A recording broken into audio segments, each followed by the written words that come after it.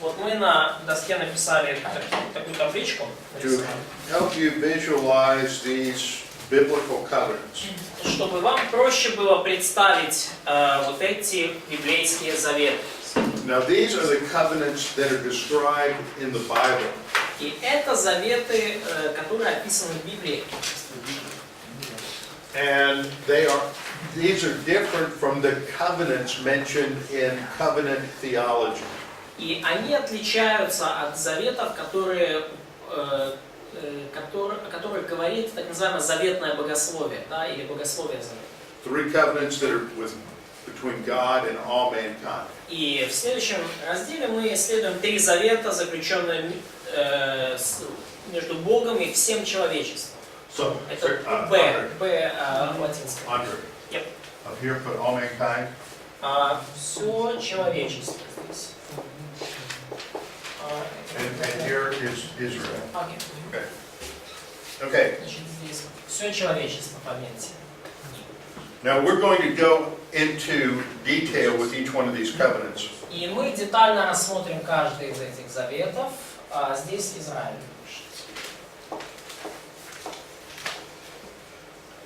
But in your notes you have the list of covenants. Но у вас в конспектах есть как минимум список этих заветов.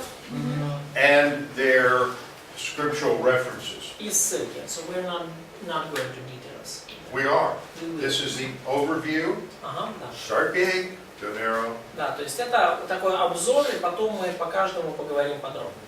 Now, just listen to me. What we have here, Послушайте сейчас меня. the first covenant is sometimes called the Edenic covenant related to the Garden of Eden.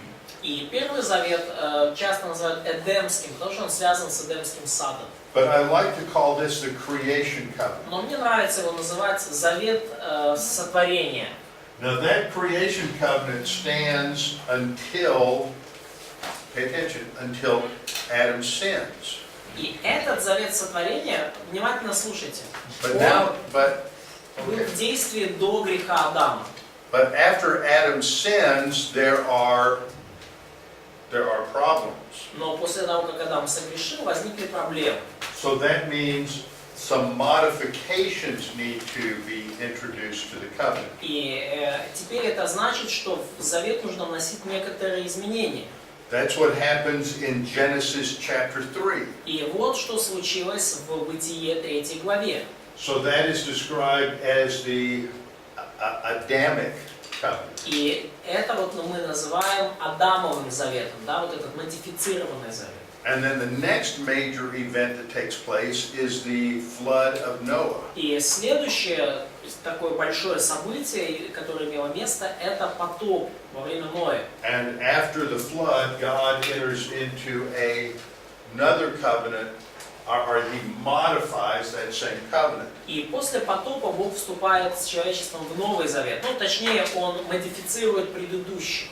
But all of these covenants have certain similarities, so they're just a revision of the original creation covenant. Но все эти заветы, они имеют общие черты. По сути, являются просто пересмотренными версиями изначального завета о сотворении. And this covenant is still in effect because it is with all mankind. И этот завет все еще в действии, потому что он заключен со всем человечеством. Okay, and we'll see that the sign of this covenant is the rainbow. И мы увидим, что знаком этого завета является радуга.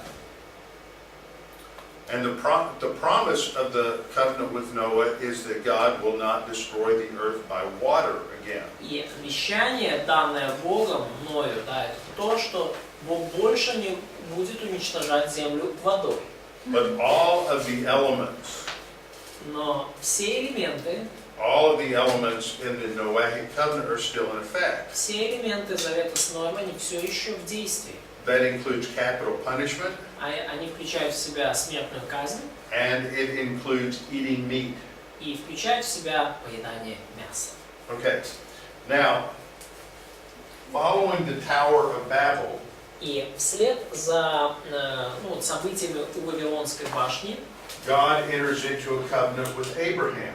Сразу после них Бог вступает в завет с Авраамом.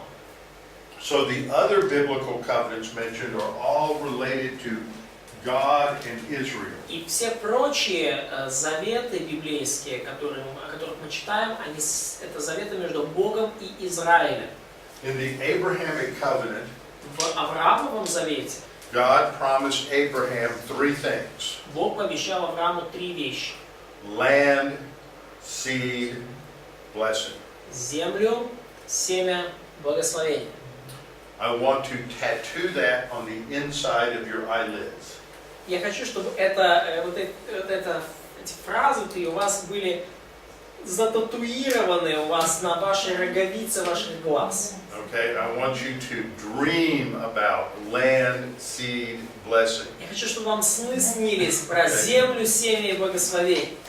Now, the land promise is then going to be expanded in its own covenant that we call the land covenant. И завет, обещание о земле будет расширено в отдельном завете, который мы называем Завет о земле или палестинский. The seed promise is expanded in the Davidic covenant. Обетование о семени, оно расширено позже в завете с Давидом.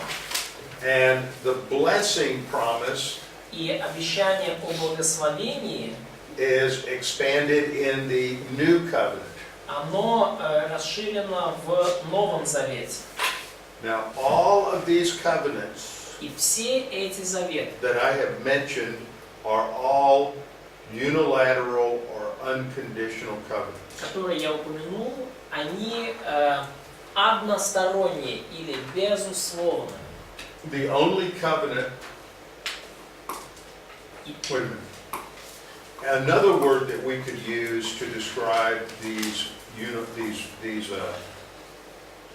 unilateral covenants is that they're permanent covenants. И еще одно слово, которым мы можем эти заветы односторонне охарактеризовать, это то, что это заветы неизменные, постоянные.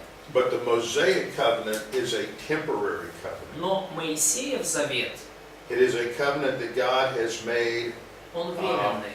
with Israel that was intended to be replaced by a later covenant. То есть это завет временный, заключенный Богом с израильским народом, и изначальным намерением было позже этот завет заменить другими заветами. So if you understand that, И если вы это понимаете, you will understand a lot of it. если вы это понимаете, то вы поймете очень многое. Now, under the next division, next section, you have I forget the Russian letter, but it's called divisions. Ага, да. Следующий пункт, который у вас в конспекте, это распределение. And see, under those covenants, it says the first point is it says that the Edenic and the Mosaic covenants are conditional. И у вас вот здесь вот номер 1 арабское, вот сказано, что условные заветы это Эдемский и Моисеев. You know, I would rather change the word conditional there to temporary. И я бы заменил лучше вот это слово условные на слово временные. See, traditionally, these covenants have been described as unconditional versus conditional, as I said earlier. Но, как я вам уже ранее сказал, традиционно эти заветы описывают как условные и безусловные. But when we look at the epistle to the Hebrews, Но когда мы смотрим, например, на послание к евреям, the writer to the Hebrews tends to talk about the Mosaic covenant as not permanent and the new covenant as permanent. автор послания к евреям, он воспринимает, скажем, Моисеев завет как непостоянный, а Новый Завет как постоянный. So I actually like that terminology better than conditional and unconditional. И поэтому мне вот эта терминология, то есть временная и постоянная, да, нравится больше, чем безусловно и условно и безусловно. Понятная идея? The reason the Edenic covenant is talked about as conditional is because the condition would be whether or not, let's just take, if we call it, just a minute. If we call that, continue to call that conditional, let's take Edenic out of it, because what's established in that covenant still continues. Но если мы хотим дальше называть условным такой вот завет, то Эдемский нам надо из списка исключать. Потому что то, что в этом завете было описано, до сих пор в силе находится. I'm more comfortable with talking about those three covenants as modifications as opposed to a completely new covenant. То есть я, so you mean these two, like modifications of the first one. И мне удобнее, я думаю, вернее говорить об этих двух заветах, как о модификациях вот этого. То есть вот эти два модификации, они просто, ну, они совершенно новые заветы. Понятно? Okay, Sergey had a question. Можно назвать Моисеев завет Ветхим Заветом? Can we call the Mosaic covenant like Old covenant? Yeah. Can we... Yeah, another term for the Mosaic covenant is the Old Covenant. Да, это другой термин.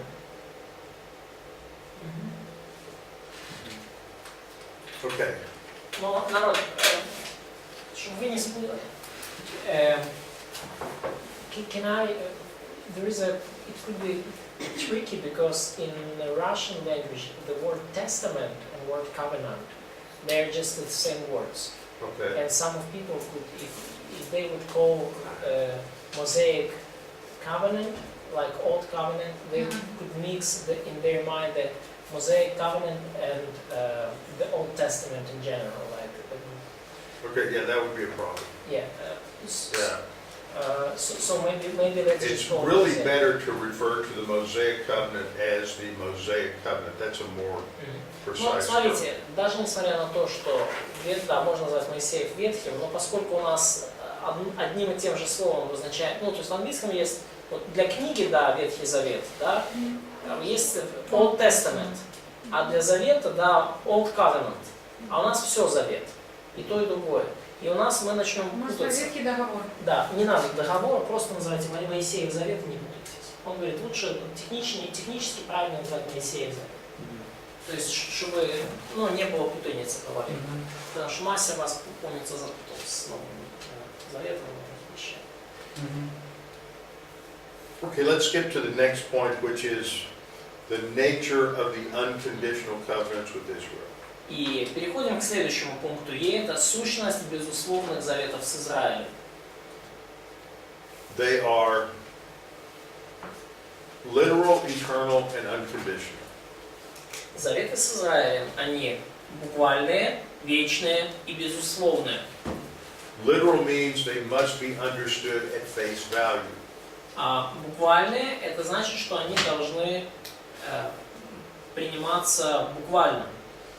When God is promising Abraham that he will have land between the river of Egypt and the Euphrates, it's a literal piece of land located in a specific area of geography.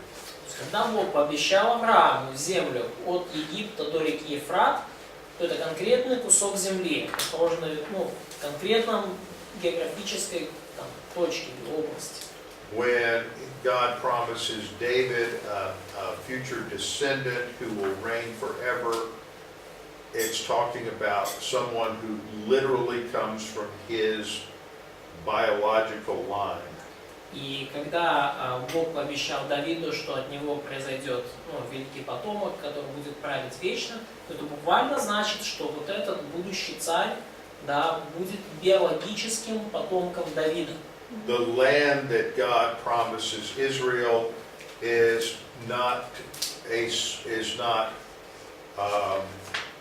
to be understood as a way of talking about heaven. То есть и земля, которую Бог обещал Израилю, ее нельзя понимать как, ну, такой символ небес. Okay, the second word that we use to describe these covenants is eternal. И следующее слово, которым мы описываем эти заветы, это то, что это вечные заветы. or everlasting. Или, ну, да, вечное, или, да, And that is a term that means the results will be carried on into eternity itself. И это значит, что результат действия этих заветов распространяется на всю вечность. Okay, the third word we've talked about already is unconditional. Третье слово, о котором мы уже говорили, это то, что заветы безусловные. And then fourth is that these are made with a specific people. И четвертое, это то, что заветы заключены с конкретным народом. The contract is originally made, for example, it's originally made between God and Israel, and that contract doesn't suddenly shift to a different people, the church. И контракт, этот договор, он изначально заключен между Богом и Израилем. И он не смещается вдруг, откуда ни возьмись, на другую группу людей, например, на церковь. Romans 9:4 says that to Israel belongs the covenants. И Римлянам 9:4 говорит, что именно Израилю, да, принадлежат заветы. Ведь они получили сыновьи права, славу и заветы с Богом. And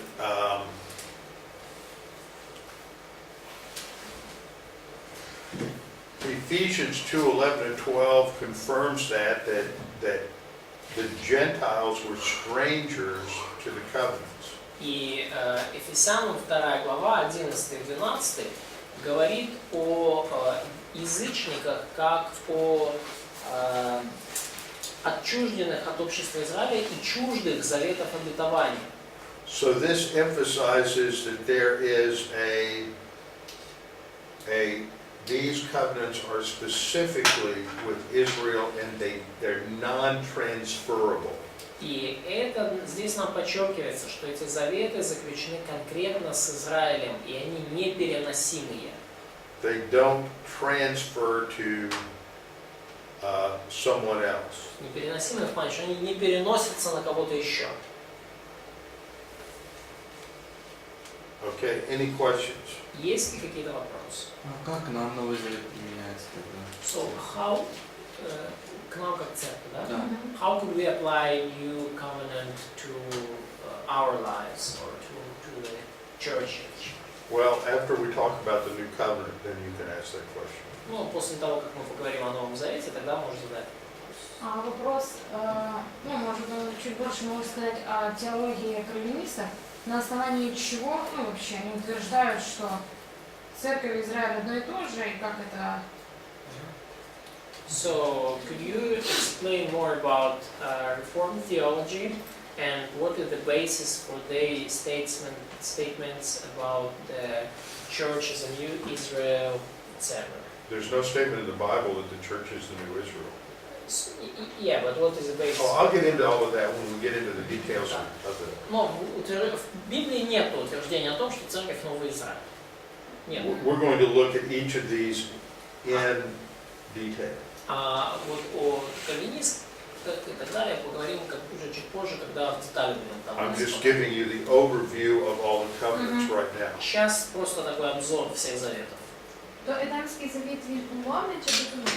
So, covenant, Adamic covenant or covenant of creation, is it conditional or unconditional?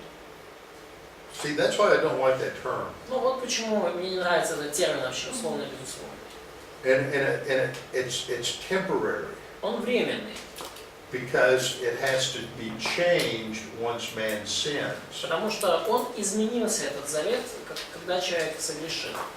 So the term conditional, it's not really stated that way like the Mosaic covenant is. То есть мы не можем вот так вот, то есть этот завет не утвержден так четко в условной форме, как, например, Моисеев завет. Да, если то, да, то есть Эдемский завет написан. But a lot of people talk about it as conditional because it depends on whether its continuance depends on whether Adam doesn't, on him not eating the fruit of the tree of the knowledge of good and evil. Да, но многие люди называют этот завет условным, потому что завет продолжается до тех пор, пока Адам не съест плод древа познания добра и зла. То есть условия предпочтения. Okay, Можно еще вопрос? Can I ask one more question? yeah. А вот пункт 4.5 в конспекте, там где безусловный и односторонний, это как односторонний более уточненный, да? Уточняющий. Подожди, пункт 4 я не понял. Где? 15 страница, определение. Безусловный завет и односторонний завет. То есть он говорил, что как бы... Все, я понял. Пятый как бы более уточняет четвертый, да? Это одно и то же. Оно одно и то же. So, can we say, just a question on the previous material, can we say that unilateral covenant is kind of synonymous to unconditional? Yeah. Да, это синонимы. Уточняющий. Sometimes we use words that don't always fit perfectly. Иногда мы используем слова, которые не совсем подходят по смыслу так вот, чтобы точно. Okay.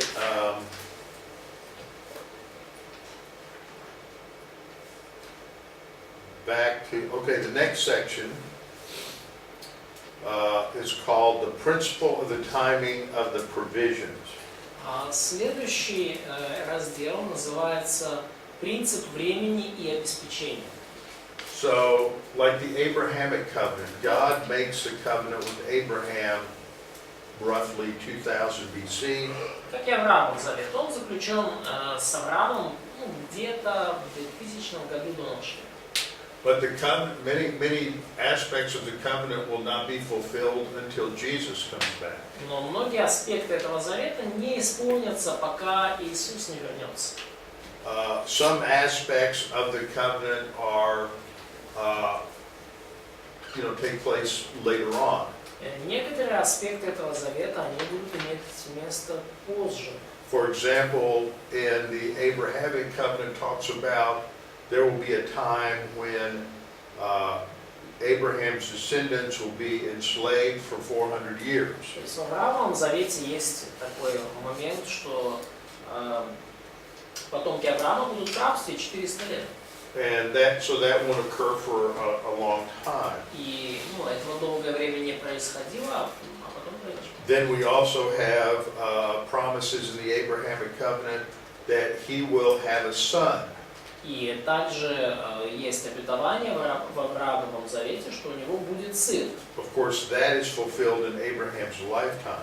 И вот этот момент исполнится уже, конечно же, во время жизни Авраама. But the promise that Abraham will enjoy or will inherit the land does not occur until after the Messiah comes. Но обетование о том, что Авраам насладится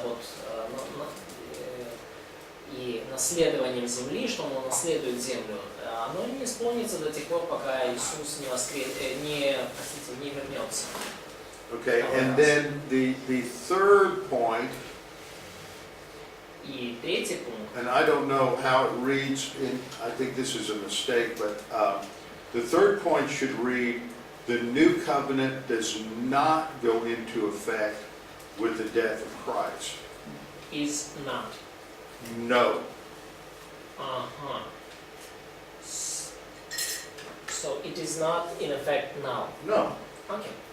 Новый Завет, поставьте большой жирный не вступил в силу, когда умер Христос. У вас в конспектах ошибка.